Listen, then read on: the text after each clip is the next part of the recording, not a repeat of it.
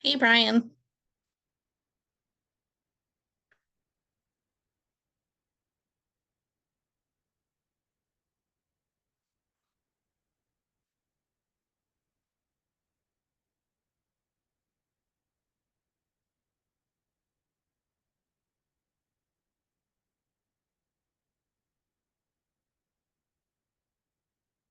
We'll give it another minute or so, see if anybody else jumps on.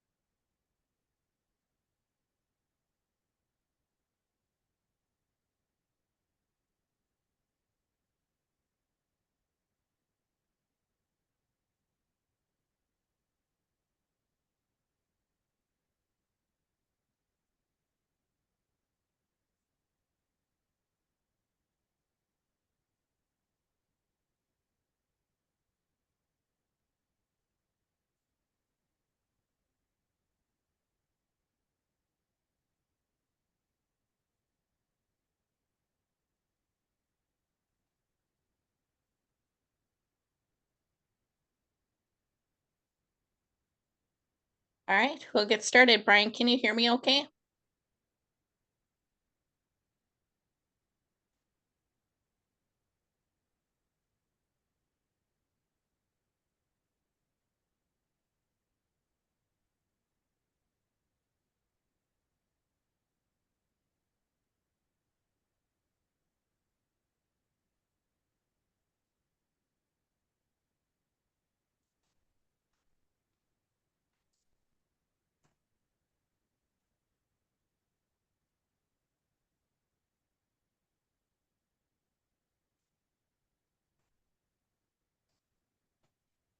Becky, is it just you and I? I'm sorry. Is it just you and I today? It looks like it might be. That's okay. No. I'm just glad you could hear me. It's hard to know. No, I can hear you. I was in and out of my office heating up lunch, so if you Okay. said anything and I didn't respond, it was probably my fault. Oh no, it's all good. Well, it's good timing because you've got your buyer agency for your Somerset people. Were you able to get them in?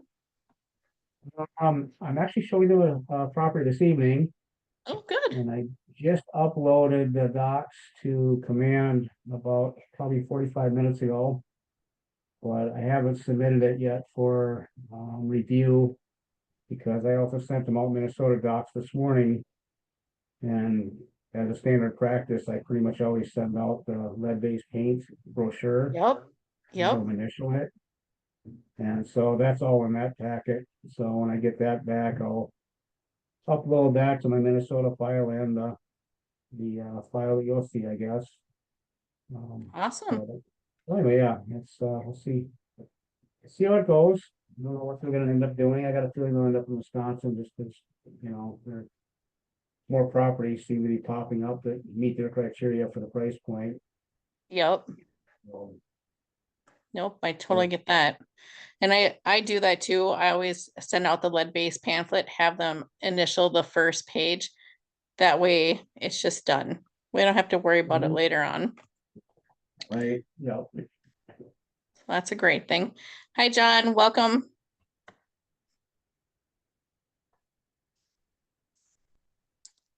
All right, well, we will get started. We're going to talk about buyer agency today, as well as the KW disclosures, the MLS searches versus wish list. And then I just wanted to chat a little bit about compensation. And then should we or should we not be having buyer meetings? During COVID, it was one of those things where all of a sudden our buyers were demanding us to go, go, go, and we sort of stopped having buyer consultations. So just was wanting to chat with the group to see how you guys are feeling about buyer consultations in general. So we'll do that at the end. For right now, we'll start with the buyer agency. First page, first line you fill out is the purchase price range. Why the purchase price range? They just want to make sure, the way Wisconsin looks at it is that when you've gone over this contract, you've gone over all of the needs of what they're going to be doing. So the price range you're shopping in, always put up to, it can be however you want to be. It could say 650 below, 200,000 or below, up to 200,000, however you want it to put in there. But just note, it's noted on the contract how much we're shopping up to. So that when we're setting our MLS searches, we're also basing that on the criteria we have in their buyer agency agreement. Excluded properties, this is homes that they've seen with other agents. I don't know about you guys. I've seen a lot of agents out there who are second or third agents because they weren't able to meet the buyer's needs. So if they give you a list that their previous agent showed them, this is where this would go. Under line 16 and 17. Or excuse me, 20 and 21. This is the excluded properties are, this is for homes identified. They don't want you to represent them. It could be a neighbor's home, family home. A lot of times it's like, oh, hey, we're selling grandma's house. We don't want you to represent us, but just know we might be putting an offer on that property. So you always want a limited exclusion for these properties. How long is your waiting period for? If it's an agent who is handed a protected list, that expiration date is based on the protected list that they gave you. This is something very different versus Minnesota. In Minnesota, when they sign a new buyer agency agreement, the protected list just goes away. In Wisconsin, that protected list is protected for an entire year, no matter what. So you pick up a client who stopped shopping 9 months ago with agent A. They saw 20 houses. Agent A gets fired or stops working with them, gives them a protected list for all those properties. That protected list is still good for 3 more months. So if you take that buyer into one of the houses on that list, agent A is entitled to a commission because they protected those properties. So just something to keep in mind. Compensation, this is where, with all of the NAR lawsuit stuff that has gone on, this is where we want to be implicitly clear. You must be very, very specific. If you're only going to charge a flat fee, then you can put the flat fee in there. Just know that if the broker compliance commission is not on the contract in Wisconsin, we can't legally collect it. So you can either put it here under the commission earned, or you can put it here under other commission. As long as it's on the contract, we can collect it. Now, if you're one of the agents who go ahead and say, I charge $6.99, that's great. Just know that the minimum has to be $4.50 because that's what the brokerage will require. Anything less than $4.50 will come out of your commission at closing. Does this make sense? No. Okay, can I back up a little bit if nobody has any Yep. questions on this part? Yep. On the stuff regarding excluded properties, you use the example of someone not, they're basically dormant as far as the other agent goes for the past 9 months, Yep. but they still have 3 months left on that. Yep. In practice, granted, the contract is between them and their agent. But are the clients typically go back and negotiate with these agents and try to get a reduction on the compensation they owe them if they say they want me to represent them, or Yep. at that point, you make sure walk away. Yep. Over here, because there's in comparison to the Twin Cities where there's thousands and thousands of agents, over here in this area of Wisconsin, there's only hundreds of agents. And what I have seen in the past is, if I'm representing somebody who has a protected list and they want to purchase a house that was on that protected list, I will just call the other agent and see if we can't just work out a referral. Okay, So that way they're still being compensated. If the agent says no, then legally we have to let the buyer know that if they decide to go ahead and purchase this property, they will owe that other agent compensation based on what their buyer agency has said. So they could end up owing twice.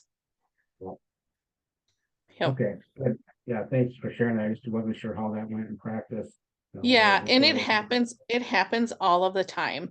So one of the things that you should note is like if you pick up a buyer from another agent who was working with them, if they wrote an offer on a property and it didn't go through, that agent does not have to send that property as a quote unquote protected list within the 3-day parameter because it's automatically protected for 1 year from the date the contract was written. So it's just something to be making sure that we're having those conversations with buyers of, hey, did you see any homes? Did they send you a list? Did you write any offers when you were with them? It's doing your homework on the front side. But yes. Yep. Thank you. Yeah. All right. Cooperation, disclosure, multiple representation and designated agency. This is one of the things that we've been talking about as a leadership team with the market center about how we would like to see this go. This is in particular to hogging properties because we're not quite sure what's going to go on out there. Nobody is going to tell you how to do your business. However, a comfort level for us is, hey, just don't hog it. If you have a team, pop it over to your team member or however you want to work it out. However, if you get into a situation where hogging is what's working best for you, that's great.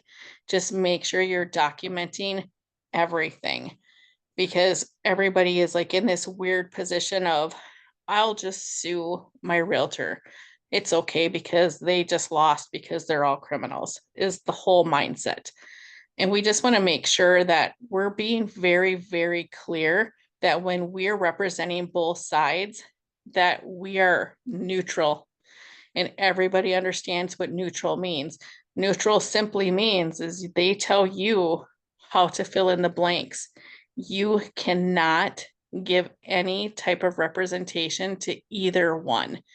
You are now just a paper filler. So it's just making sure that you're covering your assets that way.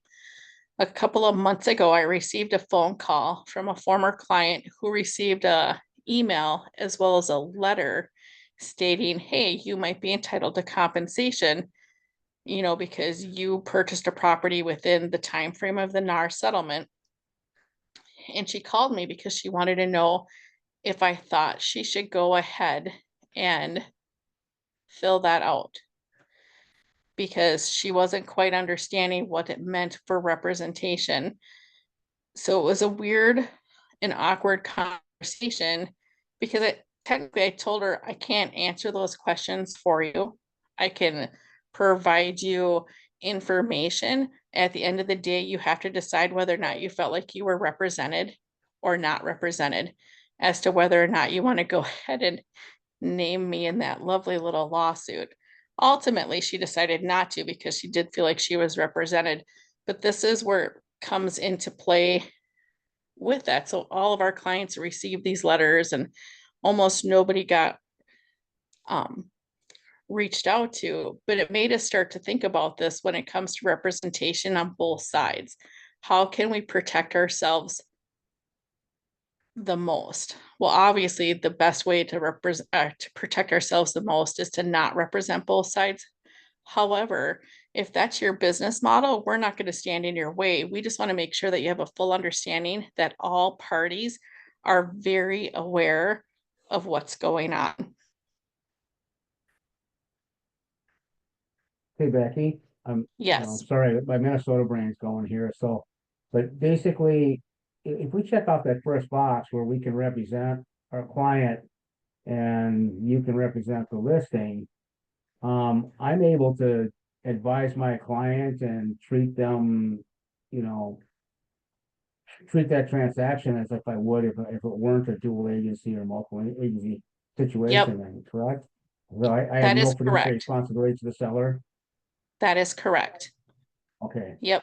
So the top box is, the way I always like to look at it is this top box is I get to maintain my negotiating power. This second yep, box means I give up my negotiating power. yep, And then this third box, which we believe should just be gone altogether, but there are some people out there. So now just understand that it's the same firm cannot represent both me and the other party in the same transaction. The chances of this happening for our brokerage over here is pretty slim, but that would mean another Keller Williams select agent, not just a Keller Williams, because we're all individually owned. This third box comes in and is a little bit trickier. You think about like Edina Realty, they are one brokerage. So if their client says, I'm fine, I'll work with you, Mr. Agent, but I don't want to purchase any properties that your brokerage has listed. This is where it would really hurt a group like that. For us, we're all individually owned. This would only come into play if they said they didn't want to work with any other agent from our company. So let's just Keller Williams Select, not Keller Williams as a whole.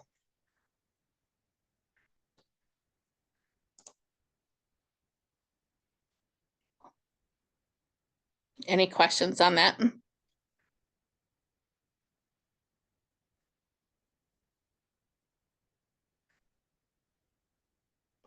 Perfect. Hey, So, oh, yep, I'm sorry. no, I go was ahead. a little late to join. I'm not sure if I'm too early or too late to ask this question or if you'd rather answer it offline, but I'll ask it anyway and you can let me know, okay? Yep. So I'm not sure if you've ever heard of Opportunities in Business. They are a business broker, and I've got a client looking for a liquor store. I just called about two different liquor stores they're offering, and they just straight up said up front, okay, well, just to let you know, we do enough of this business and we get enough of these properties that we're offering zero compensation.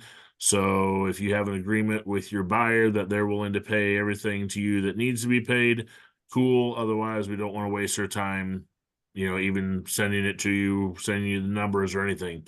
Now, I didn't want to be argumentative, but I'm thinking to myself, well, first of all, never heard of that before, or at least it's very seldom. So, number two, how do you ever expect anybody to do business with you? And more importantly, number three, I thought it was a law that they had to represent or not represent, but at least show every offer that was made to their client. But he made it sound like, nope, we don't even take them. And usually it's just rolled in, the bankers know it's just rolled in with how much the buyer's going to pay. But he made it sound like he wasn't even willing to send numbers or anything unless I had that agreement already signed with my client. And I didn't know, I thought it was, like I said, I thought it was a law that you had to present every offer to your buyer. Yep. So yes, there are these weird business brokers out there that are offering zero commission. How they stay in business, I don't know. But they have a whole group of agents that are working with them. So if they see all these little independent agents, they'll pay a fee to be a part of that. So this is how they're getting around it. Legally, they must present every single offer that comes across. Even if they have zero desire to pay out a buyer compensation, they still must present the offer to the client, no matter what. That is the law. And do they not also have to provide all the financials to me, whether or not my No, clients will? Oh, they don't have to do that though. no. So that's the Okay. weird thing with commercial. It's if you send the offer, you can put in there that you want to go ahead and make it a part of the offer, that the financials are a part of it. Financials before an offer are a courtesy. It's not necessarily something that you can go ahead and enforce. Okay. Is On it a in, side note, give me a call later. I have an off-market liquor store. So, okay, all but right. it's Wisconsin, so I don't know if that's something of interest. So, Potentially, do you want, okay. send me a DM and chat with your number? Yep. Yep. All right. Thanks. Yep, absolutely. Okay, so then we'll move on to confidentiality notice to clients. This is information they don't want you to share ever. An example would be a position doctor, police officer, teachers sometimes are like, don't share who I am. This really becomes weird, but it's more to do with the dear seller letters, which we should not be writing. That is a violation of fair housing. But there are people who would like to say, if you say, hey, my clients are writing an offer, and the sellers pop back, oh my gosh, is so-and-so a police officer in Richmond? You would say, I'm not at liberty. I don't know. I'm not at liberty to discuss my clients' careers. So that is stuff that they don't want you to share. Non-confidential information is stuff that they want you to share, like your pre-approval letter from a lender. And I always put the pre-approval letter here, just simply because I had a client once upon a time. Oh gosh, it was so many moons ago. I was so new. But they contacted my broker and filed a complaint because I shared the pre-approval letter with the offer that they wrote on, because they didn't realize that I was going to send their personal information over to the listing agent. Now, it was made implicitly clear, they were made aware of it, but now ever since that phone conversation with my broker, I've been putting it in there saying, nope, it's on lines 163, 164. It's in there. You gave me permission to go ahead and share your pre-approval letter from the banker that you're using. So just a best practice tip.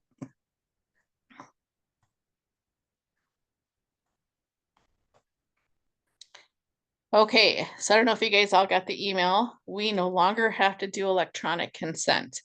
The state has finally deemed the form redundant. We all raised a sigh of relief because it's just one less piece of paper that we have to go ahead and do. Now, in Wisconsin, delivery is brutally important on how we're doing delivery.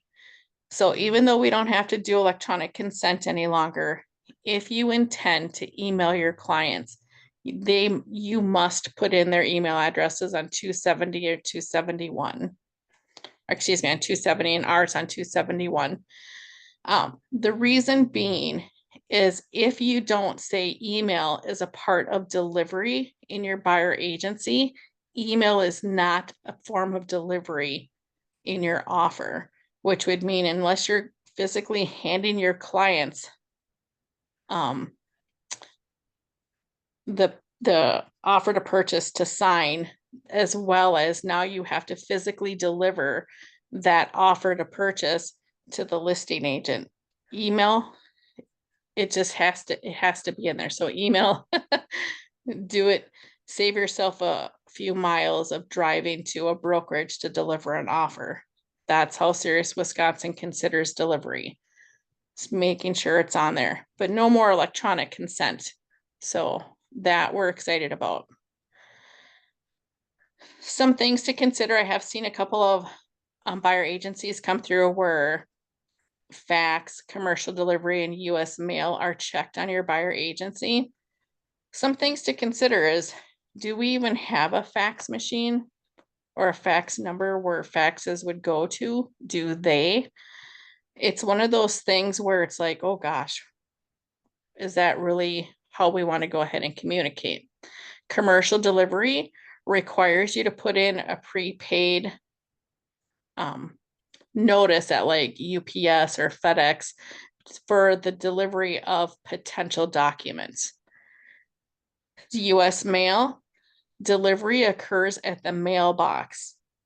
So keep that in mind. So if you're using US mail as a means of delivery, they walk down to the end of their yard, put the envelope in the mailbox, flip the flag, that contract is now delivered. So timelines, it's one of those things to definitely be aware of. So email, just check the box, throw their email addresses in there, make your life a lot simpler. So if you're up here on personal delivery, if you are saying, you know, Ken and Carrie, then both must receive it before delivery happens. So if you put Ken or Carrie, one or the other receives it and delivery happens. Does that make sense? What if you leave it blank? You can leave it blank. It is a very optional thing. You don't have to fill anything in there. And then the personal delivery just becomes whoever your contract is with. So, but email, just make sure that if you're going to email them, put their email addresses on here so that way delivery can officially occur throughout your entire contractual period.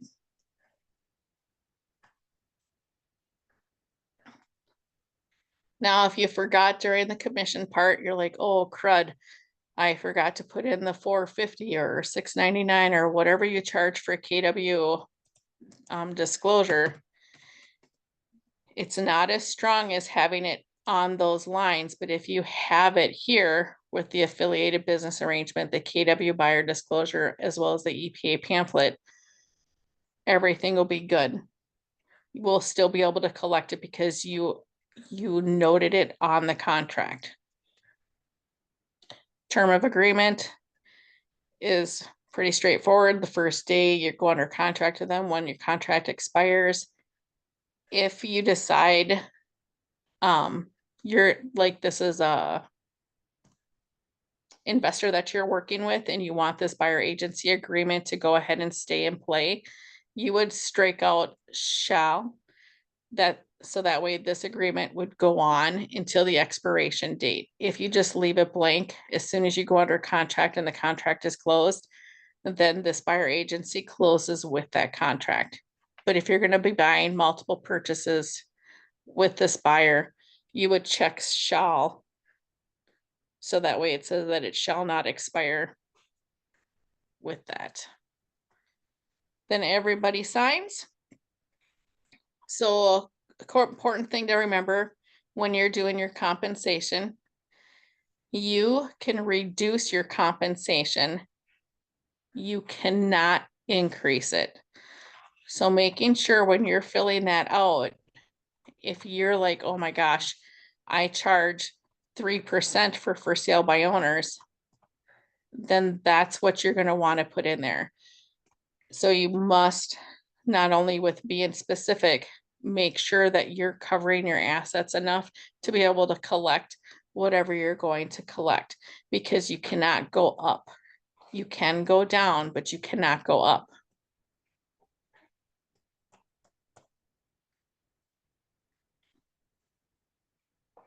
All right, that's the buyer agency. Affiliated business disclosure. It goes with every single file. You put your buyer's names up here, the date when they signed it, the address, or to be determined. What the office is asking is that on all of them, if we don't know what the address is, to just put in TBD, to be determined.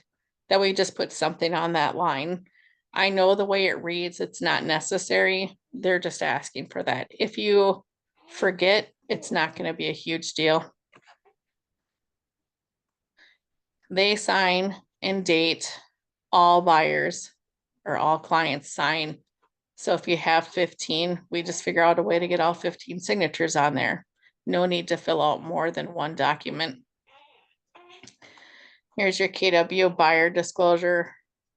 That goes with every contract as well. Here you note how much of the broker commission is that you're going to collect. Again, all buyers sign, and then you sign this as well. Everything making sense so far?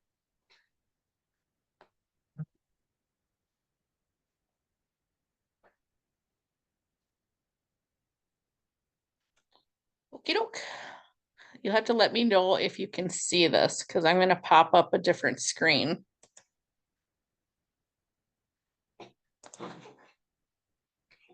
Can you guys see where it says Christensen Home Group Home Inspectors, or are we still on the contract? Nope, we can see it.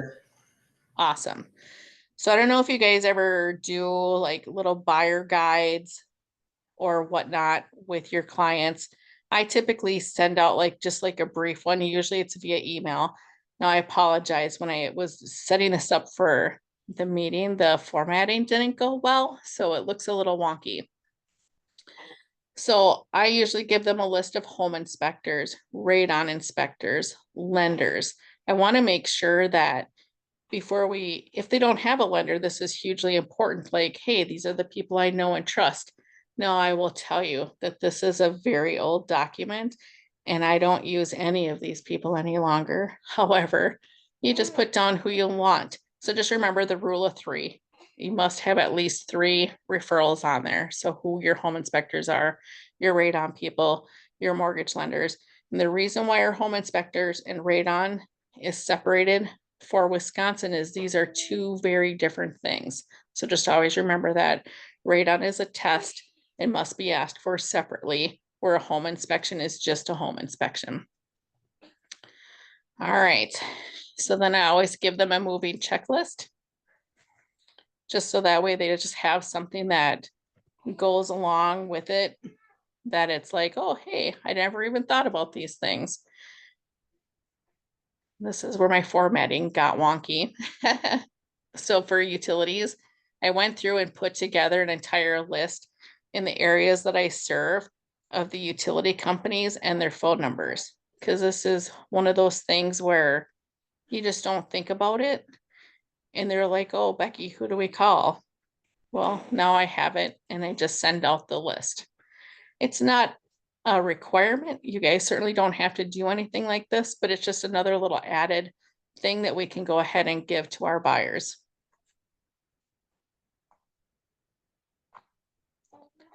All right, any questions on that?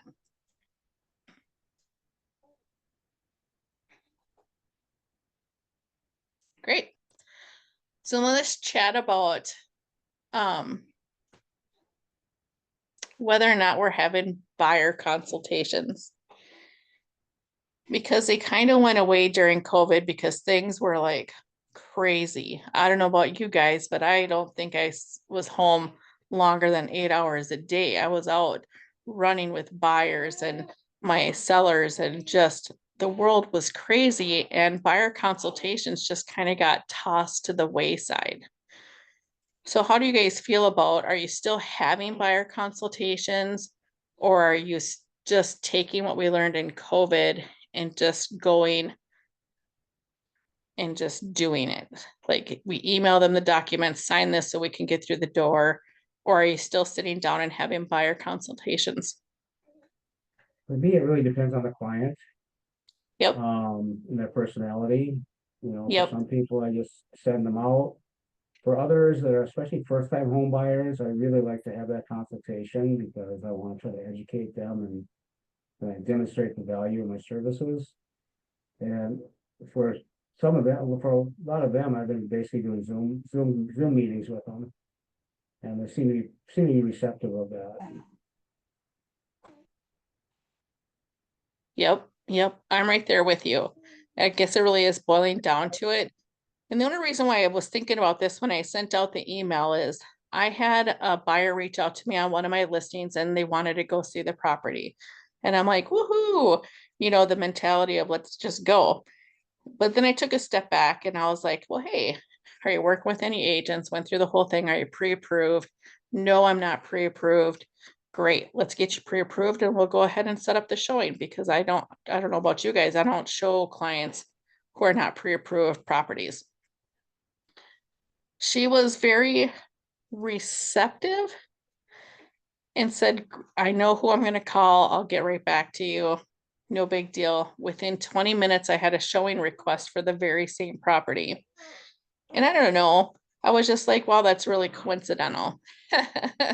So I reached out to the agents and I'm like, hey, did you get this person off of Zillow? Because the only reason why I'm asking is I legit just said, you can't see this house until you're pre-approved. And she goes, as a matter of fact, I did. She's like, I couldn't reach them. I've sent them all the documents to sign.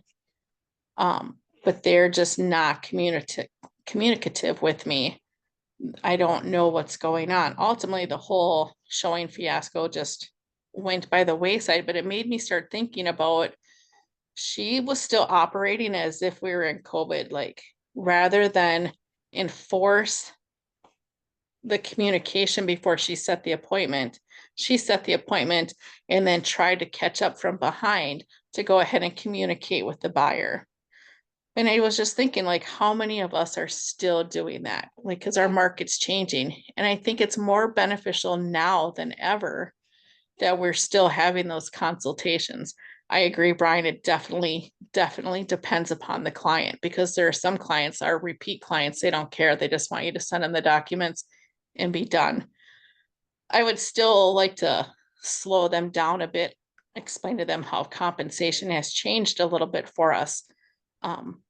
But I'm a huge proponent of having those consultations, even if it is via Zoom, so that way you have a full understanding. So that's why I just wanted to chat about it for a minute. How about you, Bob? Are you guys still doing consultations? Sorry about that. We definitely are. But it's, again, with us kind of stepping away, Yeah, we're doing few and far between, I guess. So if we're doing one a month, that would be it. So yep. Yeah. I mean, and that's the best that you can do. It's one of those situations where I guess it's one of those things like if we have agents reaching out to us, like, can I just show them the property without it? I mean, they can, but I'm really pushing hard on making sure we're at least having in-depth conversations with these folks. Is your lender? Verifying that they actually spoke to the lender. Because as we're going through, we're gonna, with the slowing market, we get more of the tire kickers out there and our time is valuable and showing people houses who are not pre-approved, kind of a waste of our time. So that's it. I just wanted to chat with you about that. Overall on buyers, do you guys have any questions as far as the contracts go?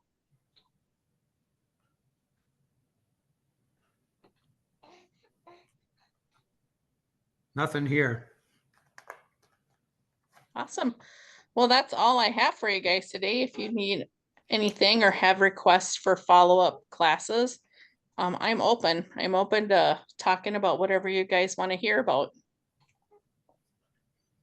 Sounds great. Thanks, Becky. All right. Thanks, Thank you you. guys. Have a great day. Thanks, Bye-bye. Becky. Yeah, thanks. Bye.